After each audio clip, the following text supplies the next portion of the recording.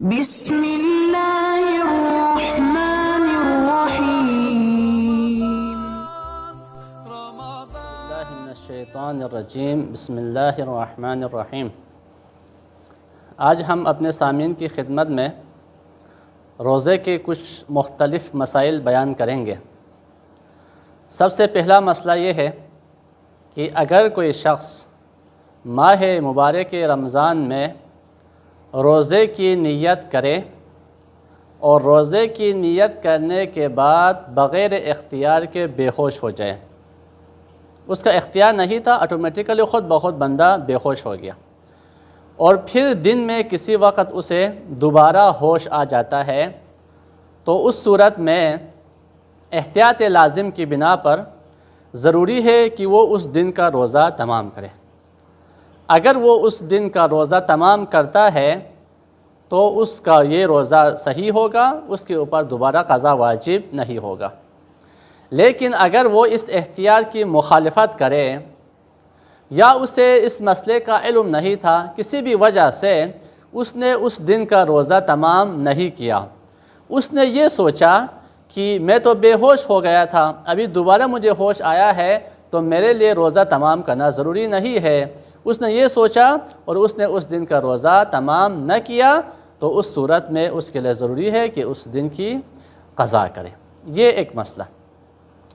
دوسرا مسئلہ یہ ہے کہ اگر کوئی شخص ماہ مبارک رمضان میں روزے کی نیت کرے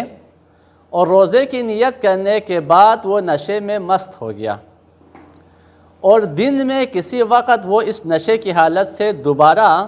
واپس آتا ہے، اپنی اصلی حالت پہ واپس آ جاتا ہے، نشہ اس کا ختم ہو جائے، تو اس صورت میں اس کا حکم یہ ہے کہ احتیاط واجب کی بنا پر وہ اس دن کے روزے کو تمام بھی کرے گا اور بعد میں اس روزے کی قضا بھی کرے گا۔ یہ دوسرا مسئلہ۔ تیسرا مسئلہ یہ ہے جو عام طور پر مومنین کے لیے زیادہ درپیش ہے، زیادہ مبتلا بھی مسئلہ ہے، یہ تیسرا مسئلہ، وہ یہ کہ اگر کوئی شخص ماہ مبارک رمضان میں روزے کی نیت کرتا ہے اور روزے کی نیت کرنے کے بعد وہ بے ہوش ہو جائے، لیکن اس کا یہ بے ہوش ہونا اپنے اختیار سے ہے، اپنی مرضی سے ہے۔ مثال کے طور پر اس نے اپنے آپ کو بے ہوش کرنے والا ٹیکہ لگا لیا، یا اس نے ڈاکٹر سے کہا کہ مجھے بے ہوش کرے۔ مثال کے طور پر اس کی کوئی بیماری تھی جس کا علاج ہونا تھا اور یہ علاج آپریشن کی ضرورت تھی،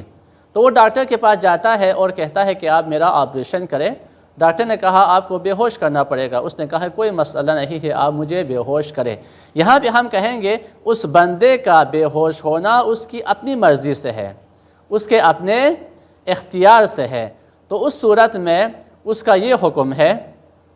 کہ وہ اس دن کے احتیاط واجب کی بنا پر اس دن کے روزے کو تمام بھی کرے گا اور بعد میں اس روزے کی قضا بھی کرے گا۔ والحمدللہ رب العالمین۔